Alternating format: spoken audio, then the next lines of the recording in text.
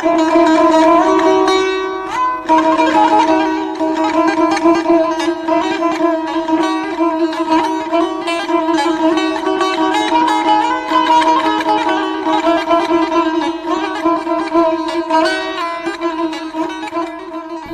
yeri.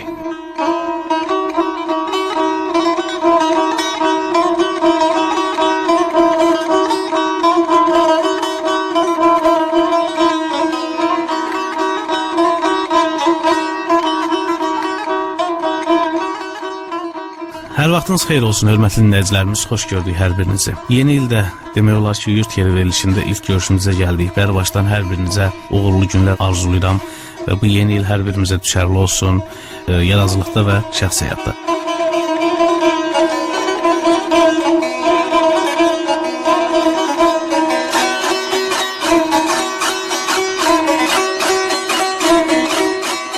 Hörmətli dinləyicilərimiz, bugün biz verilişimizdə çox maraqlı bir insan, həyat və yaradıcılıq haqqında söhbət açacağıq. Elə bir adam haqqında danışacağıq ki, həmin insan ümumiyyətlə bütün həyatını başdan başa yurda həsr eləyib. Elə onun yaradıcılığı da, şeirləri də yurt canlıdır. Şair Bəhman Göyçəli bugün aramızda olmasa da onun irsi yaşanır, təbliğ olunur. Onun nəslinin nümayəndələri onun yaradıcılığını kölgədə qoymurlar, gənc nəslə təbliğ edirlər.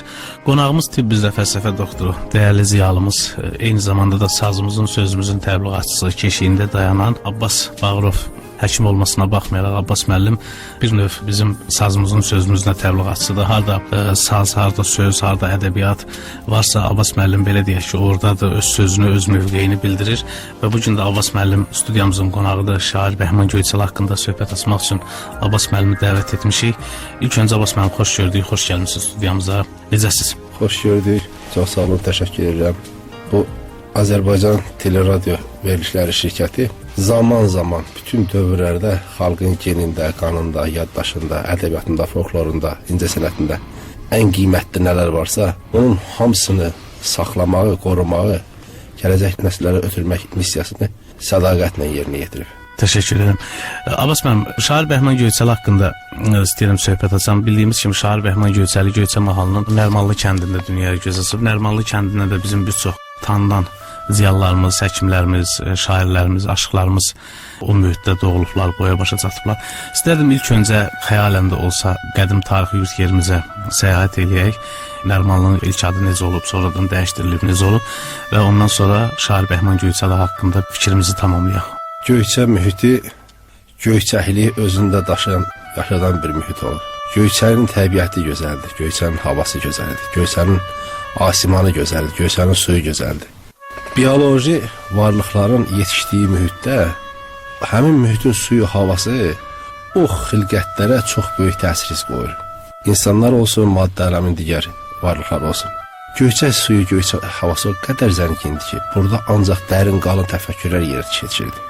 Göyçənin mühiti saflıq üçün ölçülmüşdü.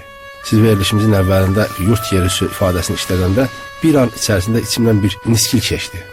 Yurtlarımız hamısı inşallah ki abad və zəngin olsun. Amma Göyçək yurdu bu dəqiqə qəriblikdədir, həsrətdədir, intizardadır. O yurt çeşidi Göyçənin üstə yapışanda həmin intizar insanın içərisində sanki bir kövrəklik oyanır. Fəqət bu kövrəklik bizi heç yerə aparıb çatmaz. Göyçə mühitində, suyunda, havasında olan zənginlik insanların təfəkküründə kimi qollarında, cüssələrində, bədənlərində azmanlıq, igidlik, ərlik, ərənlik formalaşdırırdı. Yəni burada heç nəyin zəifi təsəvvürə gəlmir. Bir ağacı bu il basırırdın torpağa, torpaq ağacı kökü elə bağlayırdı özünə. Gəlin onun artıq kökünə çatmaq mümkün deyil. 3 aydan sonra çünki torpaq yetirdiyin özünə bərk bağlayırdı.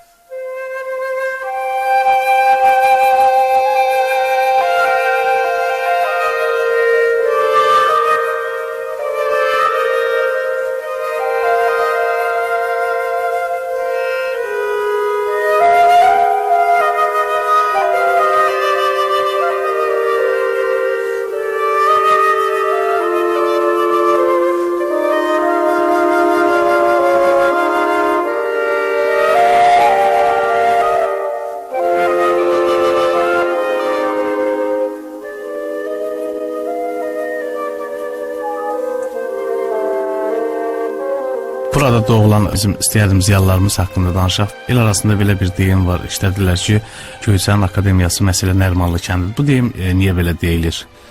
Nərmanlı kəndində zaman-zaman həmişə intibah olub. Burada oxucular, elmli insanlar, ziyalı insanlar tarixin bütün dövrlərində çox olub. Və hamısı da iddialı olub. Nərmanlı kəndi saya hesaba gəlməyən ziyalılar yetişdirib, alimlər yetişdirib. Gözəl elm xadimləri, söz sənət ustadları yetişdirib. Onlardan da biri təbii ki, Göyçəli Şair Bəhman Qarayevdir.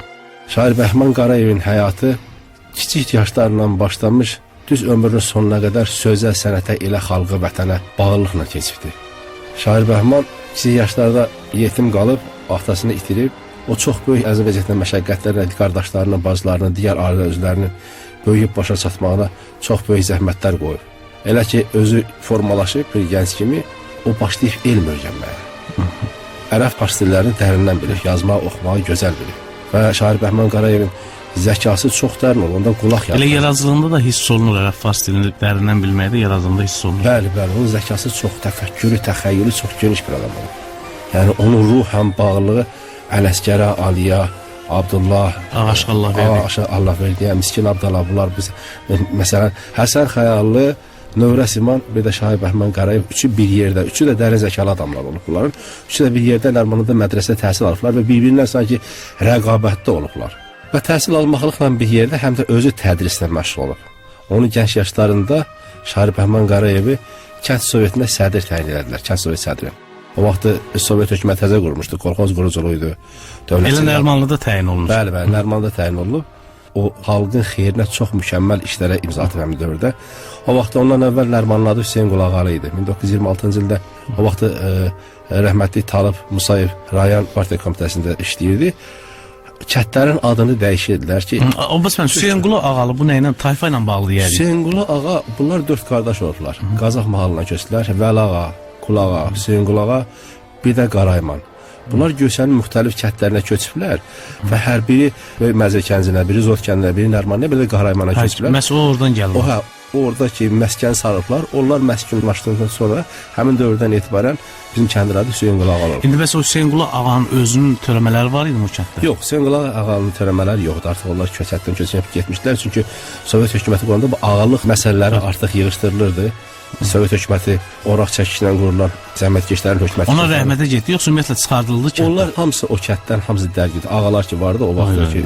Amma heç birinin taleyinin məlum olmadı. Onların taleyinin haqqında məlumatlar bugünkü mənbələrdə əlimizdə təəssüf ki mövcud deyil. Amma Hüseyn Qulağa ağanın adından sonra kəndimizin adını bir erməni adına vermək istəyiblər. Talib Musayev də rəhmətli təşvikkeş adam. Bu neçənci ildə olub? 26-cı ilin söhbətdir. Həmin vaxtda Şair Bəhman Qarayev Nərmanlı kəndə Sovet sədri işləyirdi. Demək, Talib Musayev Nərmanovun adını kəndə verilməsini təklifi qoyur, Nərmanlı kəndinə. Ermənilər bunu çox qısqaçlıqla qəbul edir. O vaxtı Nərmanovda baskılar vardı, müxtəlif həziklər vardı. Yəni, onu artıq qabartmışdılar ki, Talib Musayevi partiya sistemindən silsinlər.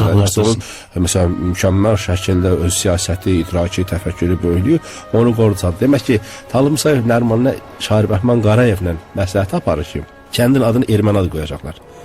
Kəndin adını saxlamaq lazımdır ki, dəyişməsin, erməni adı qoyulmasın. Nərmanlı kəndi ondan birinci adlandırılması ondan başladı ki, gəlirlər Nərmanlı kəndində iclas keçirdilər ki, görə bu Talib Musayevin öz fikridir, yoxsa cəmaatın fikridir. Bəhman Qarayev o vaxtı qalxır deyir ki, indiyə qədər ağalıq, bəylik dövrü idi. Artıq Sovet hökuməti zəhmətkeşlərinin dövlətini qurub, hökumətini qurub. İndi artıq Muzdurların adına verək kəndi. Bizim kənddə demək Nərman adlı bir gənc adam olub, yaxşı çalışqan bir adam olub və o da zəhmətkeş bir adam olub. Deyirlər, gəlin, bax, bu Nərmanın adına verək bu kəndi. Nərman Musayevi göstəriblər ki, bax, Muzdur Nərmandır, bu çox zəhmətkeş bir adam. Sonra dəfələrlə təftişlər var yoxlar, sonra bizim kəndin adı Nərmanın adına qoyuldu. 1950-ci illərdən sonra kolxoz Nərmanov kolxozu oldu. Nərmanovun adı. Bəli. Orada da Talib Musayev o ideyanı ortaya qoya bilməzdi, çünki Talib Musayevin fikirləri diqqətdə önündə idi. O, demək, təklifin müəllifi Şair Bəhman Qarayev olur ki, gəlin, bax, bu kəndin adını Muzdur Nərmanın adına qoyaq, ondan sonra kəndimizin adı artıq Nərmanın adlanmağa başladı. Və Nərmanın elmi potensialı yüksək bir təbəqəni tutdu. Hər elin, obanın adı, hər mahalın adı onun yetirdiyi şəxsiyyətlərin adınla ölçülər böyüyər. Bizim kənddə gözəl bir məktəb, mədrəsə, həmişə tarixi bütünlükdə elm mərkəzləri olub və bu elmi rəqabətin formalaşması üçün bir stimul olub.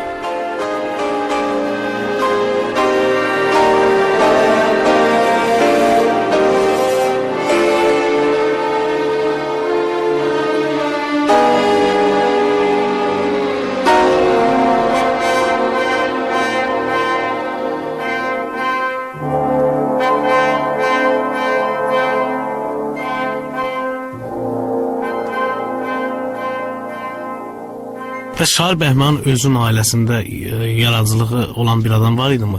Yəni bir suyu kimə çəkmişdi belə deyək? Şair Bəhman Qarayev, onun babası Kəlvay Bağır. Özü elmli bir adam olub. Bizim kətdə mədrəsə təşkil edib. O da mədrəsə təhsilli olub. Bəli, orta məktəb təşkil edib. Müxtəlif yerlərdən savadlı adamları seçib gətirib, tədrislə məşğul olubdur. Və digər ətraf kətlərdə Nərmanlı kəndinə gəlib, orada dini təlim alıb, elmi təlimlər alıb. Kəlvay Bağır bax belə bir xidmətdə olan bir adam olub və onun qardaşı da yenə çox elmli adam olub. Yəni dinimizin, imanımızın, əqidəmizin saxlanmasında o iki qardaşın böyük əvəzsiz xidmətlər olub. Və bunlar yaradıcı bir insanlar olub. Mənim 3 ya 4 yaşım olar, uşaqlı yaddaşı güclülər. Şair Bəhman Qarayev, Abbas onun əmsinin adı olduğuna görə həmişə mənə Abbas əmi deyərdi. Çox güman ki, sizin adınız da oradan götürülür. Bəli, Abbas əmi deyərdi. Elə bu övladlara, nəsildə çox, hamısı yenə Bəhman əminin dilindən mənə yenə Abbas əmi deyirlər. O söz mənim canlandısa gözümün önündə Bəhman böyüklüyü, Bəhman şəxsiyyəti, Bəhman kimi dühanın varlığı gözümün önündə canlanır. O əmsinin adı olduğu üçün bu adı əzizləyərdi və mənə deyir ki, əmim oxucu olub, sən də oxucu olacaqsan. Çünki bu nəsildən gələn bir şeydir. Və o çox gözəl Quran oxuyardı. O Quran oxuyanda Quranın sədası ətraf məhəllələrə yayılırdı. Mən çox xoşlayardım ki, Quran oxusun, mən gedim o Quran oxumağına qulaq asım. Onun evinə həmişə böyük şəxsiyyətlər gələrdi. Dərmaniyə üst tutanda Şair Bəhman ocağına onlar mütləq baş çəkərdilər və kəndə gələn də demək özləri Bəhman yaradıcılığından müxtəlif şeirlər, müxtəlif nümunələr söyləməklə, yəni bu kəndə və Bəhman Qarayevə hörmətlərini ifadə edərdilər.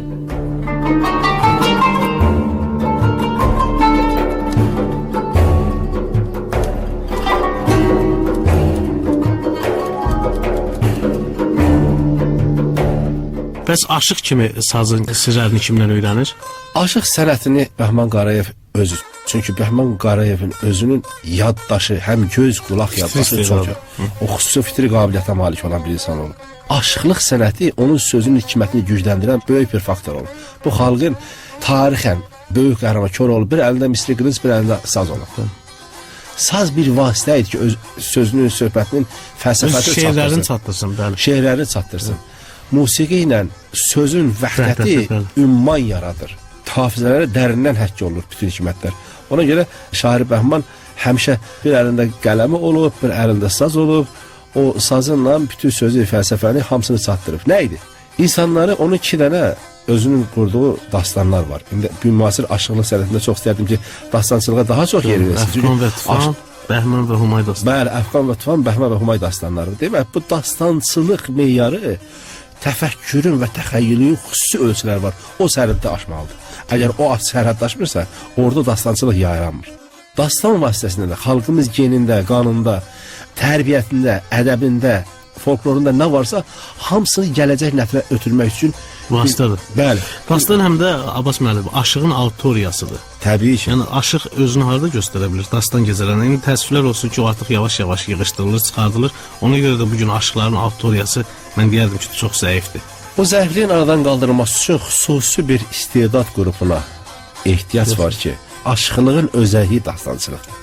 Saz müqəddəs bir, saz tarixdən xalqımızın qan yaddaşını, can yaddaşını, bütün yaradıcılığını özündə dartıb büyünə qədər gətirib çıxardan mühüm bir vasitədir. Bu sazın üstündə dastançılıq olmayanda saz ancaq qalır sadə bir musiqi aləti kimi bir tərzdə. Nataraz görünür. Nataraz görünür, təbii ki. Dastançılıqdır saz sənətini gözəlləşdirir.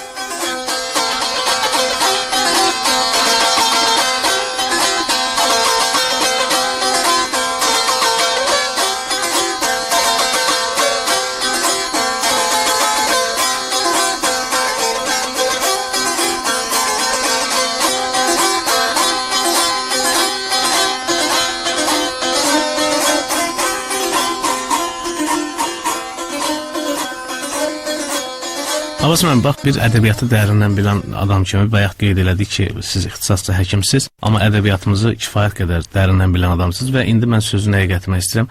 Şair Bəhmanın aşıq şeirinin bütün şəkillərində, bütün janrlarında şeirlər var. Müxəmməs, divani, Təzniz, Cığalı Təndiz, Cığalı Təzniz, bəli. Gəraylı, bəli. Dodaq dəyməz. Bununla bağlı danışaq. Ümumiyyətlə, mən belə deyim ki, ilhamı kimdən alırdı? Məsələn, özündən əvvəlki təbii ki, ustadlara baxıb şeirin də sirlərini öyrənirdi. Müqayisə elədikdə, məsələn, bugün aşıq şeiri və klassik artıq Şair Bəhman və onun belə deyək ki, o nəslin nümayəndələri artıq bizim klassiklərimiz sayılır. O klassik şeirinlə bugünkü klassik şeirin, amma aşıq şeirinin arasındakı yaxınlıq, uzaqlıq, fərq, bu barədə istəyərdim biraz söhbət edək. Şair Bəhman yaradıcılığı şeiriyyətimizin bütün janrlarına baş vurur və hər yerdə müvəffəq fəlsəfi fikirlər qoyub ortaya, gözəl mənalar qoyub. Onun bağlamaları var, bu günə qədər də heç açılmayıb. Bir neçə böyük sənətkarlarımızın Aşıqalının, Dədə Ələsgərin, İmanın bağlamalarını bunlar açır ki, onlar açıla bilmirdi. Yəni, onun üçün təfəkkür lazımdır. Onun üçün xüsusi ilahi bir elm lazım idi. Şair Bəhman Qarayevdə o vardı.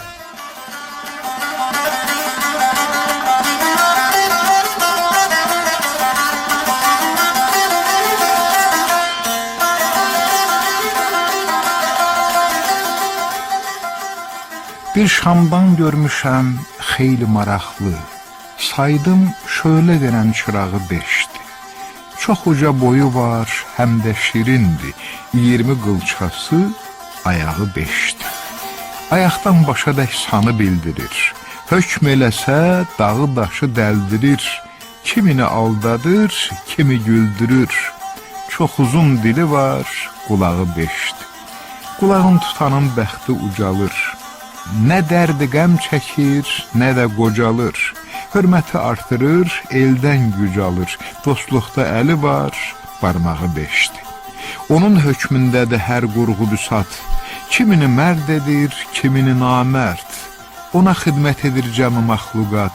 1, 2, 3 gedir, 4 tağı 5'ti. 10-15 sanımda hesaba düzdü. Yaşını soruşdum, 50'dir, 100'dür. Bəhmənin dediyi çox doğru sözdür. Kim tapsa, əqlinin bucağı 5'ti.